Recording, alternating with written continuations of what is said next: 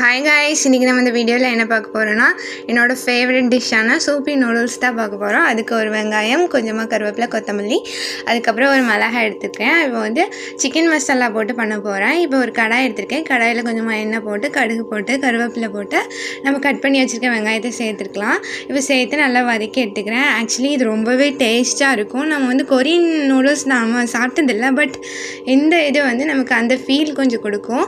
இப்போ வந்து நான் மேகி தான் அதுக்கு எடுத்திருக்கேன். மேகி எடுத்து இப்போ இவ்வளோ actually we are going to add these much of veggies to make it healthy. ஆக்சுவலாக இதை நல்லா வதக்கிக்கோங்க. இதை வதக்கினதுக்கப்புறமா நான் வந்து இதிலே மசாலா சேர்த்துக்க போகிறேன். நம்ம எப்போவுமே ஜென்ரலாக தண்ணி ஆட் பண்ணிட்டு அதுக்கப்புறமா நம்ம மசாலா ஆட் பண்ணுவோம். இந்த டைம் என்ன பண்ண போகிறோன்னா இது கூடவே வெஜ்ஜிஸ் கூடவே இது பண்ண போகிறோம். ஸோ டேஸ்ட் வந்து நமக்கு நல்லாயிருக்கும். அந்த அரோமாவுமே ரொம்பவே நல்லாயிருக்கும் அந்த வெஜ்ஜிஸ் கூட. ப்ளஸ் இந்த மேகி மசாலா ப்ளஸ் இன்னொன்று என்ன சேர்க்க போகிறோன்னா சிக்கன் மசாலா கூட கொஞ்சம் சேர்க்க போகிறோம். சிக்கன் மசாலா ரொம்பவே சேர்க்க வேண்டாம், கொஞ்சமாக சேர்த்திங்கன்னா அந்த ஸ்மெல் அண்ட் டேஸ்ட்டுக்காக நம்ம சேர்க்க போகிறோம். சேர்த்து நல்லா வதக்கிக்கோங்க. ஒரு 5 minutes லோ டு மீடியம் ஃப்ளேமில் வச்சு நல்லாவே வதக்கி எடுத்துக்கோங்க. ஸோ தட் அது நல்லா டேஸ்ட்டாக வரும். எல்ஜியோட பிராண்ட் தான் நான் இன்றைக்கி எடுத்திருக்கேன்.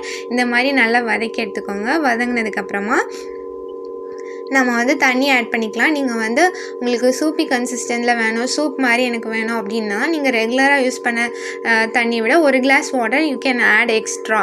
இல்லை அப்படின்னா நீங்கள் இல்லை எனக்கு அப்படியே போதும் அப்படின்னு நினச்சிங்கன்னா ரெகுலராகவே நீங்கள் இது பண்ணிக்கலாம், ட்ரையாகவே சாப்பிடும் அப்படின்னா.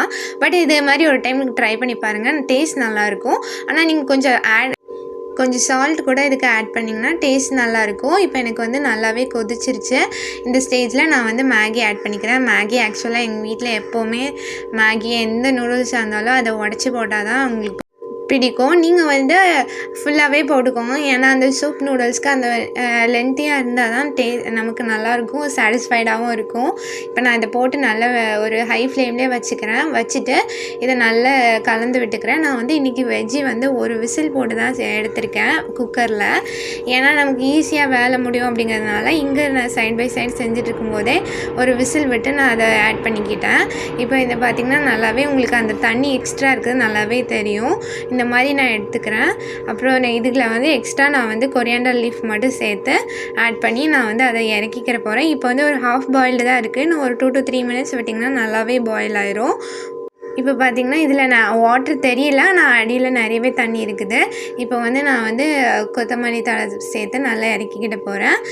இதை வந்து நல்லா சர்வ் பண்ணிக்க போகிறேன். இந்த வீடியோ பிடிச்சிருந்துச்சுன்னா லைக் பண்ணுங்கள், ஷேர் பண்ணுங்கள். உங்கள் ஃப்ரெண்ட்ஸு கூட கண்டிப்பாக இதை மாதிரி ட்ரை பண்ணி பார்க்க சொல்லுங்கள். தேங்க்யூ ஃபார் வாட்சிங். Love you all.